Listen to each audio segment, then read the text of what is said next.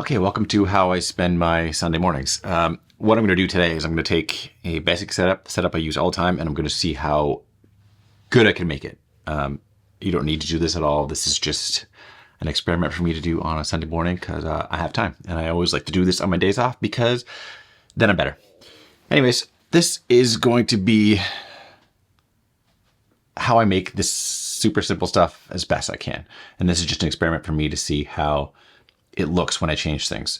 So right now I just have the lantern on the the Amaran 200D, and it's just set to whatever percent I did for exposure. And this is just the basic setup that I would start with. So I have my framing, I have the light in the back, which is a fixed light. I can't really change that, so I have to work around it.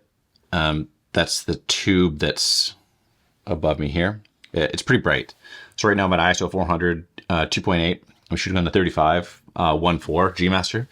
And ideally I want to get down to 1.4 and I want to match all lights. The only problem with getting down to 1.4 is I can't mitigate that light. I can't dim it. So I might have to bring the ISO down and I'll lose a little bit of dynamic range. But that's about it. So first thing I'm going to do is I'm going to switch off from the lantern to either the light dome or light dome mini, or I'm going to use a different light altogether. But I'm going to try one thing first just to soften it, because I know I'm going to soften it no matter what. So I'm going to put up a 4x4 and I'm going to put it in front of this. And we're going to see how that turns out. For this scene here, all I did was I added the 4x4 with, I think it's a full stop of diffusion, which should soften the light hitting my face. So this is just going to make it just to look a little more pleasing, a little easier on the eyes, get rid of some harsh lines and some wrinkles. And that's all this really will do, because that's all I really wanted to do. Now, the only problem is with this big light setup is I have this big light source and then I have the lantern behind it, but it's spilling all over here. So all this light is going to be the exact same output hitting my face through the diffusion. So this is something I can't control, and I might want to try in a way where I isolate the light to come just mainly to my face, and then I can change this if I need it, or keep it dark. So minor change here, I'm going to change the modifier on the light itself. Either going to do the light dome 2 or the light dome mini, depending on the space. Probably the light dome 2, just because I get more light that way. But then I'm going through 2 stops of diffusion, and I'm going to put the grid on it too, like the egg crates, whatever you call it, just to keep it more localized to me. So let's just have a quick change here and see what that does. So this is just the light dome 2. And I didn't put the grid on it yet because I wanted to see, because it already kind of cuts some of the light from here over, but nothing crazy. Like I still get the light. I probably still will, even with the grid on it. But we're going to see what this looks like just now based on switching from the lantern to the light dome, because you do get the cutoffs on the side, and it is effectively a larger source coming through this diffusion, but still getting the spill. So I'm still hitting the ceiling. That gives me a little bit of hair, which I don't hate. Like it looks fine. Honestly, if it was just filming a YouTube video, you could just do the first setup, but I'm just trying to make this look the best it can, because then I can test and see what kind of things I can do in a small space like this. I might have lost a little bit of output in this because I think the diffusion on the 2 is slightly more than the lantern, but these are just minor things, and I can fix them all after. I'm not really changing too much on the camera yet because I want to keep it the same so I can see the differences just by copying the color grade over and over and over again, just to get that vibe for myself so I can see what it looks like. So I'm going to pop the grid on there and see if it makes a big difference. I'll probably have to put the output up a little bit on the 200D, but we're going to find that out in less than a minute.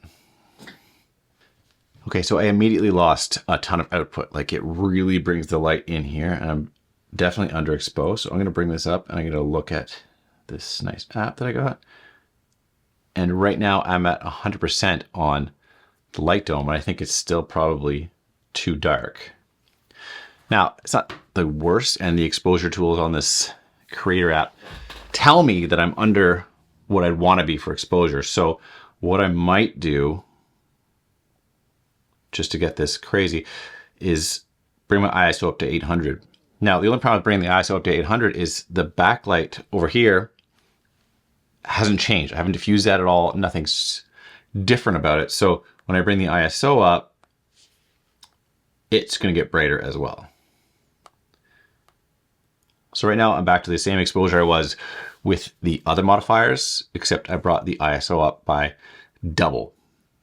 So the problem is that light, this light. Sorry, I keep doing this light. The problem is this light. In a perfect world, I would switch that out for my tube of my own and have that fully controlled, and I could dim it a lot more because I still want to go to 1.4. So maybe what I could do even in this is go back down to 400, then change my f-stop to 1.4.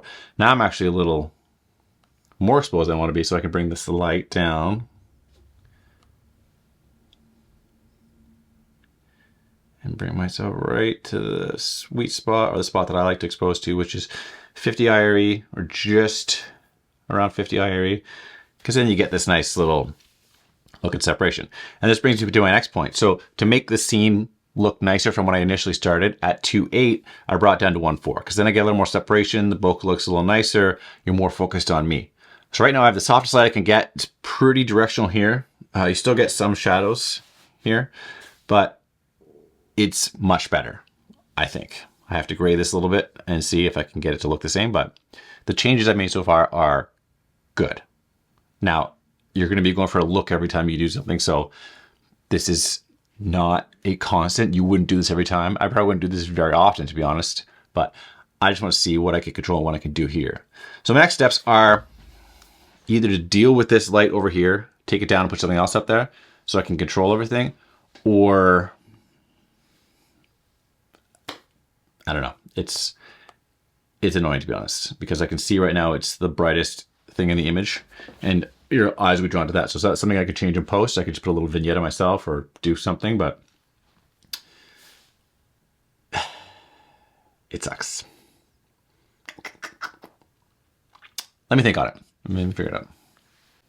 Okay, so this is going to seem super logical or illogical, but as you can see, I switched the light up for a tube. I just put some magnets on there. It gives a very different look. I think it's even still too bright. Like you just need enough to highlight everything in the back, but it actually creates a lot more separation and it gives me a way better look. It's kind of obnoxious up there. Like I could see it and it bothers me, but I could see it before, right? I could see the light coming before and it was a different color of light. And right now I'm so much more separated, and without pointing it out, you might not notice it right away. So I think I would absolutely leave it. It's a nice little addition to this setup. And I could even change it to different color temperatures. I could go as far as this. And then you have a nice contrast of colors, and that would be even better. But I think I'm going to keep it at 5600 just for kicks. And now this image should be significantly improved before, and I have full control. So what I want in a perfect world is I want ISO to be at 800, because that's when you get the most dynamic range at S-log3. I'm going to turn this backlight down to the lowest it can possibly go, which is, I think, 1%.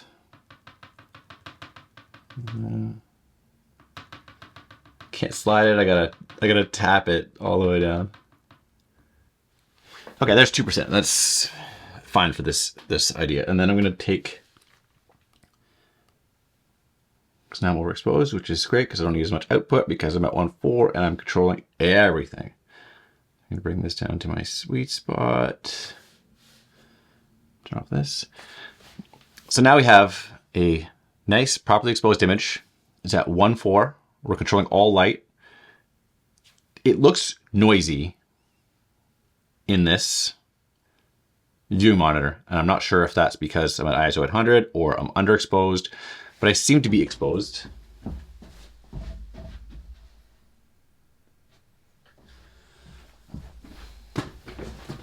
So I can't see the EV on this for some reason, but exposure-wise, I look okay if I use false color.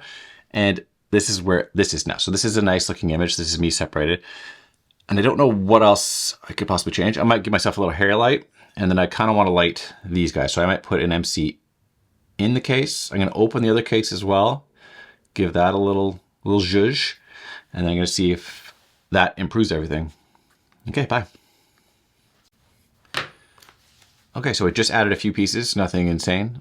There's 2 MCs just tucked behind there just for kicks, and then there's one more tube above me, just kind of give me that little extra. See, it's nothing major.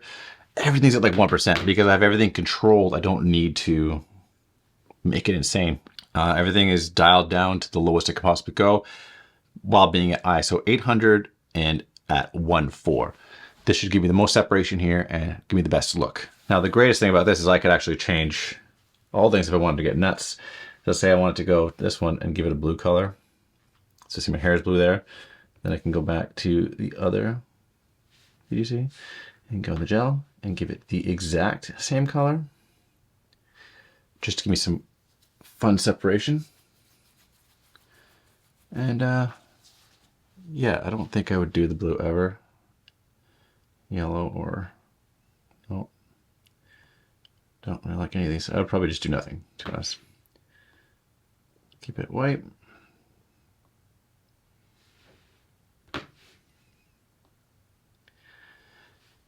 Yeah, so here we go. Let's just see, like I haven't looked at any of this stuff yet, so this could be all destroyed and terrible, but going from the first one to this is going to be a nice little switch, and it's going to look much better. I friggin' hope, because I just spent half an hour doing this.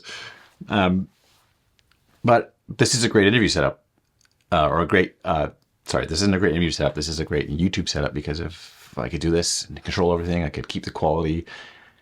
Everything would be up to the quality that I'd want it to be. So let's have a look at this and see how this turned out.